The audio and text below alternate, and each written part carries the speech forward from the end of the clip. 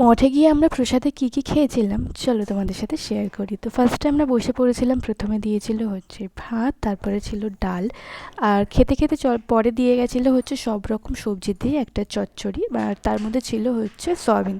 তো প্রসাদ মানেই অমৃত। তো যাই হোক, সেটা খাওয়ার পরে চলে এসেছিলো হচ্ছে এঁচোড়, আর এখানে এঁচোড়টাও দিয়েছিল, আমার এঁচোড় খেতে তো ভালোই লাগে।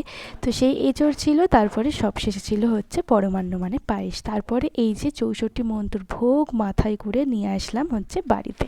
64টা মোহন্তর নামে এই ভোগ দেওয়া হয়, তাই এই ভোগের নাম 64 মোহন্তর ভোগ, আর সেই ভোগ মাথায় করেই আমি নিয়ে আসলাম।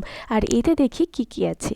তো প্রথমেই দেখতে পাচ্ছ যে অনেক সুন্দর করে সাজানো প্রসাদটা, প্রসাদের থালিটা, আর আছে পোলাও আছে, তারপরে আছে এঁচোড় আছে এখানে, আর ছিল হচ্ছে ক্যাপসিকাম কাবলি ছোলা পনির দিয়ে এই তরকারিটা উপরে, সাথে ছিল হচ্ছে পরমান্ন মানে পায়েস, আর ছিল চাটনি, আর পিঠে ছিল, সাথে ছিল মিষ্টির মধ্যে অমৃত, আর এখনও অনেক রকমের মিষ্টি আছে, সেগুলোর নাম আমি আর বললাম না। এই ছিল 64 মোহন্ত ভোগের প্রসাদ।